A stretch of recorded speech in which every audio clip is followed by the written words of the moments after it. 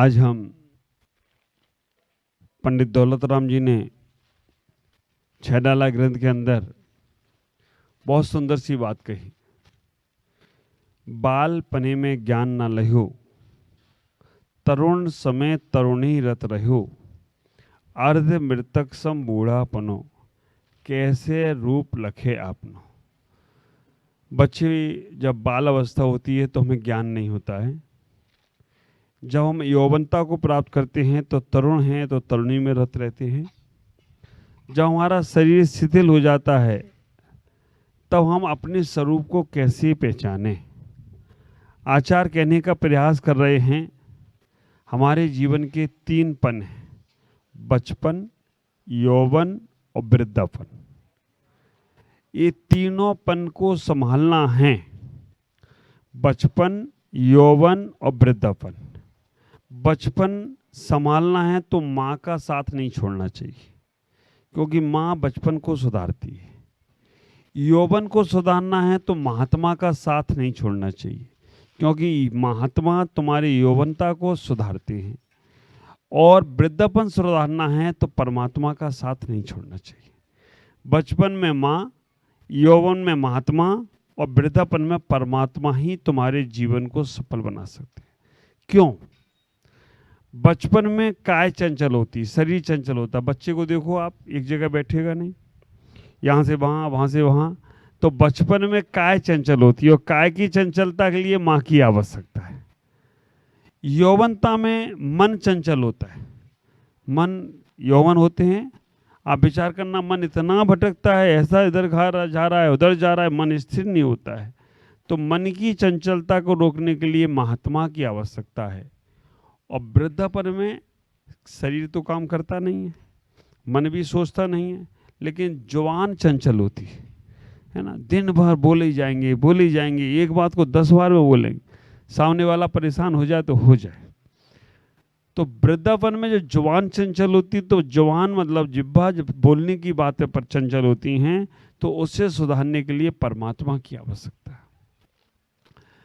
हमें काय को सुधारना है तो माँ, यौवन को सुधारना है तो परमात्मा महात्मा, और वृद्धापन को सुधारना है तो परमात्मा की आवश्यकता है।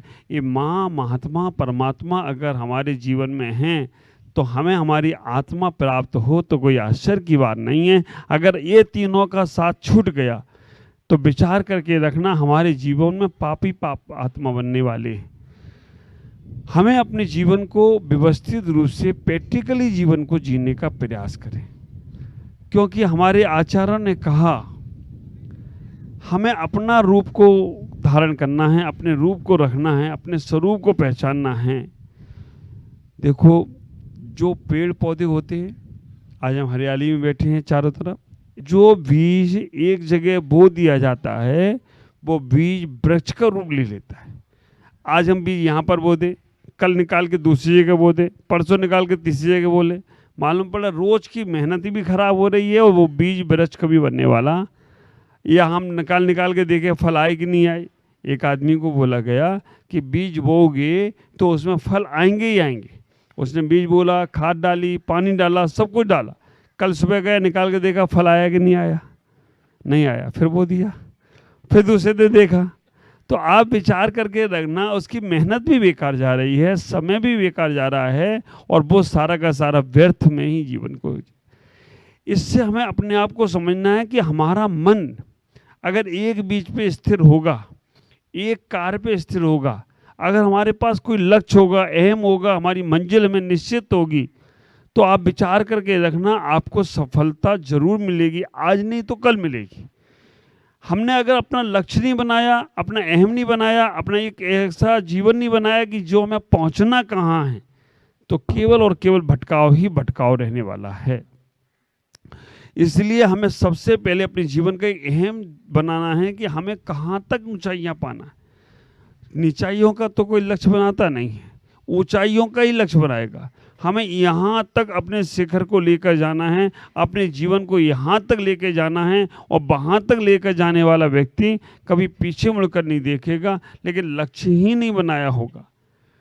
संसार का लक्ष्य तो हमने बहुत बार बना लिया। व्यापार में हमें अंबानी बनना है, ऐसा भी लक्ष्य बना सकते हो। भले नहीं बना पाए अंबानी, लेकिन लक्ष्य बनाओ। देखो टाटा, बिरला, अंबानी कोई जन्म से इतने महान नहीं हुए। अंबानी के पिता, क्या नाम था उनका? धीरू भाई अंबानी। मालूम, बम्बई में जाकर जो ईंट होती ना, घर में ईंट लगाते हो, दीवार बनाते हो, ईंट को पीस पीस कर मंजन बनाते थे और उसमें नमक डालते थे और सुबह उसकी पुड़िया बनाकर समुद्र किनारे बैठ जाते थे। ऐसा मंजन है, एक बार लगाओ तुम ऊपर चले जाओ, दांत ऊपर नहीं जाएंगे, दांत चमचमाते रहेंगे। वो ईंटों का मंजन। आप लोगों ने किया कि नहीं किया? मैंने तो किया। कौन सा? घर में जो चूल्हे की लकड़ी लगाते थे, कोयला आता था, कोयलों को पीस कर उसका मंजन, और दांत चमकते थे। बंदर जैसा मुंह हो जाता था, काला काला, तो लगता था कि मंजन भी किया है हमने पूरा। और ऐसा, हाँ, बंदर छाप काला मंजन, लाल मंजन आता था। तो ये जो धीरू भाई अंबानी आज यहाँ तक पहुँचे हैं, आप इनके इतिहास देखो, आप विचार करके रखना, फर्श से कैसे अर्श तक पहुँचे हैं। इन सबके महापुरुषों के बैकग्राउंड को आप देखें तो ये कुछ भी नहीं थी, ना कुछ थी, लेकिन आज सब कुछ हो गए। क्यों? इन्होंने लगन से कार्य किया। आप विचार करना, इतना ही सोचना कि जो लगन से कार्य करता है, जो मेहनत से कार्य करता है, सफलता उसके चरणों में आकर अपने आप को समर्पित कर देती है। और जो आलसी में काम करता है, प्रमाद में काम करता है, अजगर करे ना चाकरी, पक्षी करे ना काम, दास मलूका कह गए, सबके दाता राम। तो आप विचार करके रखना, हमें ऐसे ऐसे आलसी मालूम है। एक गुरु और एक चेला, दोनों ही आलसी। गुरु चेला, गुरु और शिष्य दोनों एक कमरे में लेटे हैं। दोनों एक कमरे में लेटे हैं और लेटे लेटे अचानक गुरु ने कहा चेले से, बेटा झोपड़ी के बाहर जाकर देखो पानी बरस रहा है कि नहीं बरस रहा है। तो चेले ने कहा, गुरुजी बाहर से बिल्ली आई है, देख लो सूखी है गिल्ली, सूखी है तो नहीं बरस रहा है, गिल्ली है तो पानी बरस रहा है। गुरुजी ने कहा, यार तो पहले ही बता दिया इसने, पानी बरस रहा है कि नहीं बरस रहा है। गुरुजी ने दूसरी बात उससे बोली, चेला बेटा लाइट बंद कर दो, बहुत रात हो गई, आंख लाइट बंद कर दो, नींद लाना है, सोना है तो लाइट बंद कर दो। चेले ने, आलसी तो था ही, उसने, गुरुजी आंख बंद करो, लाइट बंद, आंख बंद करो, लाइट बंद। उठा नहीं, ना गुरु उठा ना शिष्य उठा। गुरु अजगरानंद, शिष्य। आप विचार करके रखना। थोड़ी देर बाद गुरुजी ने कहा, ये चेला बड़ा होशियार है, अब ऐसा काम बताना पड़ेगा जिससे उसको उठना पड़े। हमने पानी पूछा इससे तो इसने कह दिया, देख लो बिल्ली गिल्ली है सूखी। लाइट बंद करने का बोला तो बोल दिया, देख लो गुरुजी आंख बंद करो, लाइट बंद। गुरुजी ने कहा, बेटा चलो कोई बात नहीं, अब दरवाज़ा बंद कर लो जिससे कोई जानवर अंदर न घुसे, क्योंकि रात का समय है। तो गुरुजी ने कहा, अब तो इसे उठना ही पड़ेगा। लेकिन शिष्य बड़ा होशियार, शिष्य ने, गुरुजी कुछ इंसाफ कीजिए, गुरुजी कुछ तो इंसाफ कीजिए, दो काम हमने किए, एक काम आप अपने आप कर लीजिए। उठा नहीं, दो काम मैंने करे, एक काम तो अपने आप कर लीजिए कि अपने आप उठ के दरवाजा बंद कर दीजिएगा।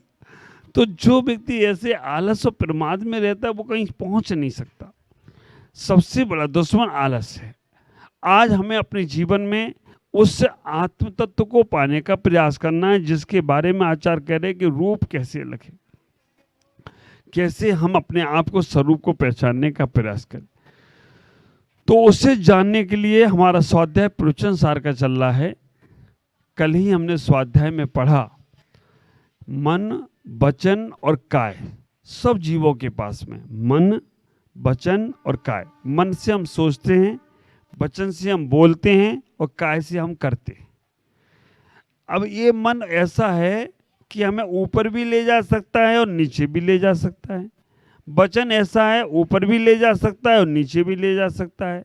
काय भी हमारी ऐसी है जो ऊपर भी ले जा सकती है और नीचे भी ले जा। काय ऊपर जाएगी नहीं, काय तो नीचे रहेगी, लेकिन तुम्हें ऊपर ले जा सकती है। क्योंकि शरीर माध्यम खलु धर्म साधनम, इस शरीर को तपाने से हमारी आत्मा का ऊर्ध्वगमन होगा। अब हमें विचार करना है कि शरीर, इस मन वचन काय को शुभ उपयोग में लगाएंगे तो ऊपर जाएगा और अशुभ उपयोग में लगाएंगे तो नीचे जाएगा। अगर मन से हम कभी किसी के बारे में गलत सोच रहे हैं, उसका आदमी का गलत हो या ना हो, लेकिन तुम्हारा गलत होना शुरू हो गया, तुम्हारी उल्टी गिनतियां चालू हो गई। वचन से हम किसी को गाली दे रहे हैं, उसको वो गाली लगे या ना लगे, लेकिन तुम्हारा मुंह गंदा होना शुरू हो गया, है ना।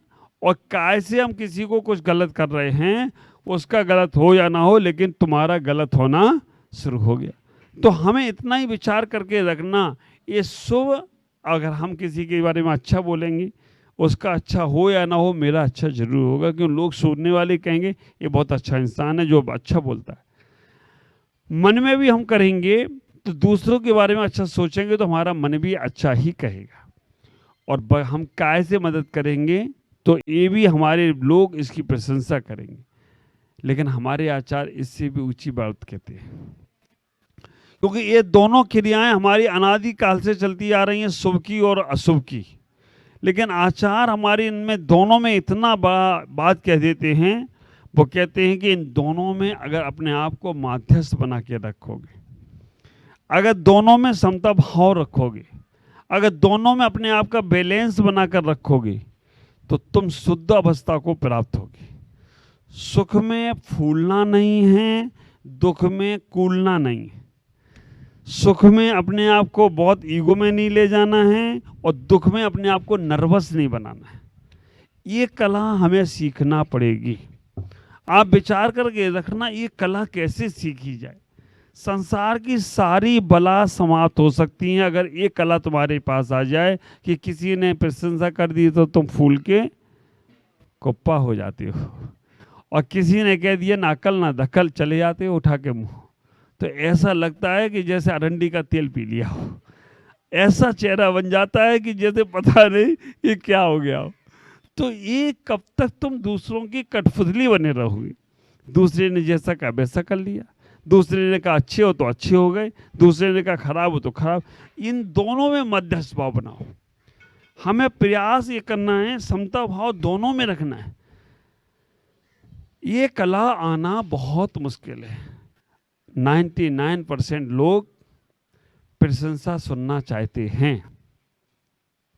1% होंगे जो कहते चलो तुम हमारा हिसाब चुकता करो, करो तुम्हें जितनी गालियां देना है, करो तुम्हें जितना मेरी बुराइयां करना है, क्योंकि इससे ही मेरा हिसाब चुकता होगा। वो 1%, और वो हम जैसे लोग।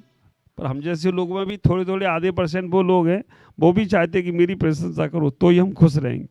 अगर कुछ भी किया, और मुझे तो आश्चर्य ये लगता है, जैसे छोटे छोटे बच्चे मान जाते हैं ना, उनको टॉफी दे दी जाए तो खुश हो जाते हैं, ऐसी साधकों को थोड़ी प्रशंसा कर दो वो भी खुश हो जाते हैं। और ये उन्हें भी मालूम है कि भटकाव है, सही नहीं है, लेकिन वो सही सुनना नहीं चाहते। नहीं सुनना चाहते तो टॉफी पकड़ाते रहो, उनकी साधना चलती रहेगी। उसमें मज़ा आता है उनको, और हमें भी मज़ा आता है। हम सुनते रहते हैं और करते रहते हैं वो लोग अपनी बातें। तो आप विचार करके रखना, ये सारे के सारे प्रलोभन कब तक हैं? जब तक तुम्हारे अंदर इनमें आकर्षण है तब तक।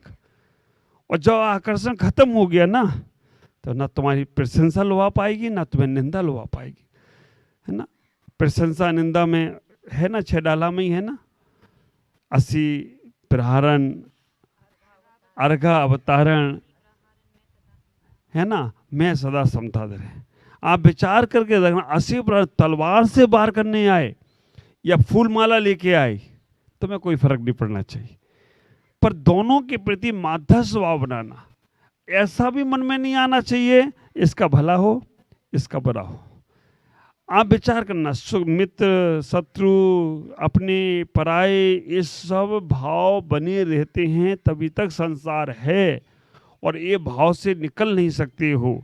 हाँ, मेरे पास एक तरीका है इनसे निकलने का। देखो, अपना है, पराया है, शत्रु है, मित्र है, ये अच्छा है, ये बुरा है, इन सब से निकलने का मेरे पास एक तरीका है। उस तरीका को अपनाना आपको पड़ेगा। तरीका है उसका छोटा सा ये मेडिटेशन, ध्यान।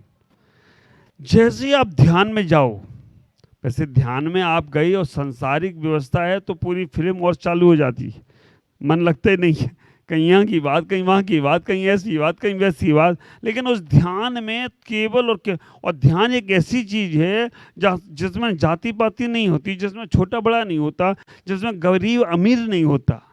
अब विचार करना, यहाँ कहाँ कहाँ से लोग, कहाँ विजयनगरम, विजयवाड़ा, कटक, कहाँ कहाँ से लोग यहाँ पर पूरे पूरे हैदराबाद, है ना, कलकत्ता, दिल्ली, सब जगह के लोग, और ये हमारे, है ना, बेलगांव, सभी जगह से, बेलगांव जहाँ जा रहे हैं वहाँ के भी लोग यहाँ पहुँच गए। बस एक गांव का नाम भी बेलगांव है। तो सभी लोगों से इतना ही कहना चाहता हूँ कि हमारा साथ में कुछ भी जाने वाला नहीं है, इसलिए हम जितना जी सकते हैं आज में जिएं, अब में जिएं, क्योंकि आज में जीने वाला आदमी ही अपने आप को पा सकता है। पास्ट सपना है, फ्यूचर कल्पना है, प्रेजेंट अपना है। पास्ट में जो कुछ हो गया वो सब सपना है, क्योंकि अब वो हकीकत में आने वाला नहीं है। और फ्यूचर में जो कुछ होगा वो सब कल्पना है, वो कुछ आने वाला नहीं है। प्रेजेंट ही अपना है, अपने में जियो तो अपने को पा जाओगे, और अपने को पा गए तो एक दिन आप ही भगवान हो जाओ, तो कोई आश्चर्य की बात नहीं है। इसलिए आज का जीवन इतना अच्छा करूं कि कल वाला जो जीवन गया वो भी कहे कि ये समय मेरे समय पे क्यों नहीं आया। कल कभी कल नहीं आता, कल भी जब आएगा तो आज का ही समय लेकर आएगा। कभी कल कल में आएगा, कल भी जब आएगा तो आज का ही समय लेकर आएगा। तो इसलिए आज के समय को हम क्यों खोएं। इसलिए आज अच्छा अपना जीवन जिएं, आनंद से भरकर जिएं। अब यहाँ पर ही मैं अपनी बात को पूर्ण करता हूँ और आप सबको आशीष देता हूँ कि आपका जीवन मंगल में हो। जितना हो सके अपने तक लौटने का प्रयास करो। 5 मिनट ध्यान करो, रोज 5 मिनट मेडिटेशन करो, उसमें अपने शरीर का भी ख्याल निकाल, और जो कुछ भी आ रहा है मन में कि ये है वो है ऐसा है, ये सब छोड़ना है। लेट गो करो, लेट करो, लेट गो करो, तभी तुम्हारा जीवन आनंद में होगा। ओम नमः जय गुरुदेव।